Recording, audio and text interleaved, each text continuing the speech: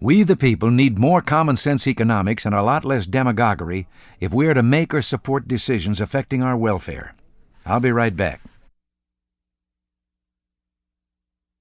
Early in July, the leadership of the California AFL-CIO met in convention and made a few decisions that will affect the livelihood of the workers they represent. These leaders of organized labor were more than a little upset about the passage of Proposition 13. Meaning no disrespect, I feel compelled to say the remedies they propose reveal that they believe too many of the economic fairy tales widespread in our land today.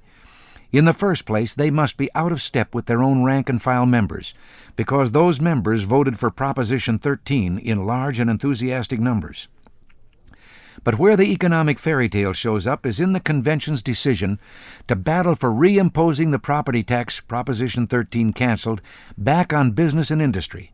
They said it was a $3.5 billion break for business and therefore, by their reasoning, bad for the individual citizen.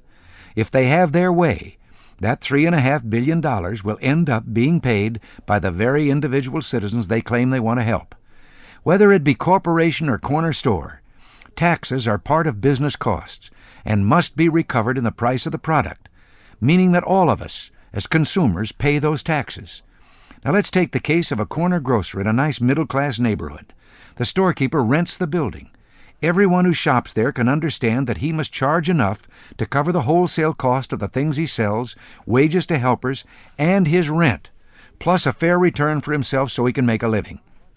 But now, supposing he buys the building, there's no more rent, but there's interest on the mortgage and property tax instead of rent.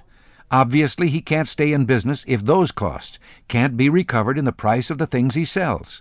And just like his wage-earning customers, many of them union members, he has to make enough gross income to pay his living costs after he's paid his income tax. What this all adds up to is that government can't tax things like businesses or corporations. It can only tax people. When it says it's going to make business pay, it is really saying it's going to make business help it collect taxes. Into our corner store comes a regular customer to pick up a loaf of bread on his way home. We've already covered the fact that the grocer's markup includes a share of the property tax on the store.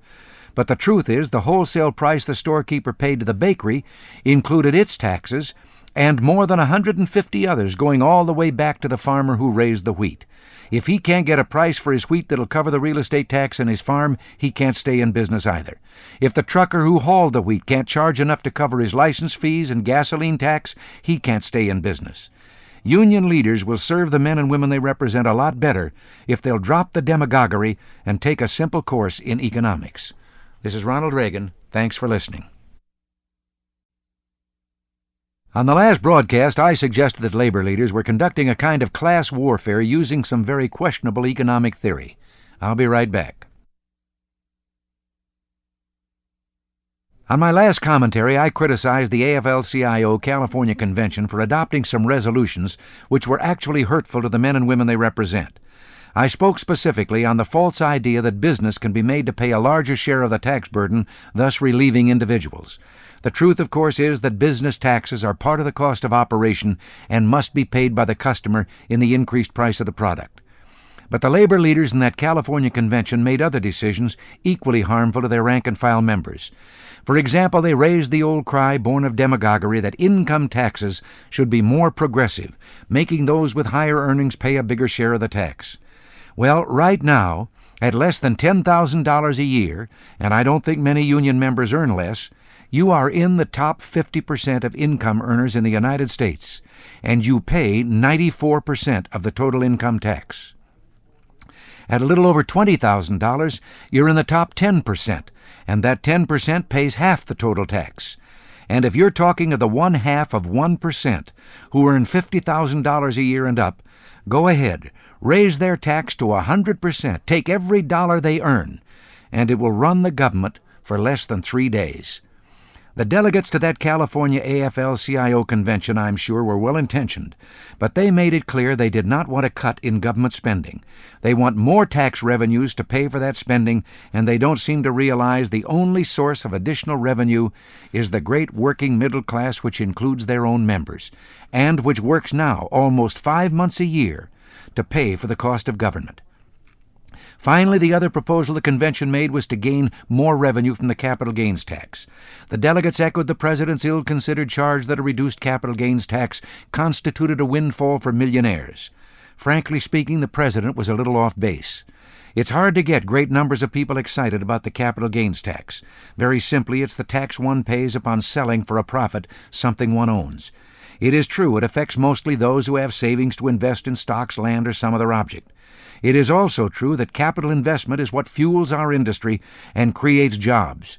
Our competitors in world trade such as Japan and West Germany, even socialist England, have no tax on long-term capital gains. But it isn't true to say it affects only people of wealth. Half of all those reporting capital gains have adjusted gross incomes below $15,000, and more than half of the total amount of capital gains is reported by people with incomes below $25,000. In 1969, we virtually doubled the capital gains tax. In 1970, there were 31 million investors putting up the capital to increase production and create jobs. Today, there are fewer than 25 million.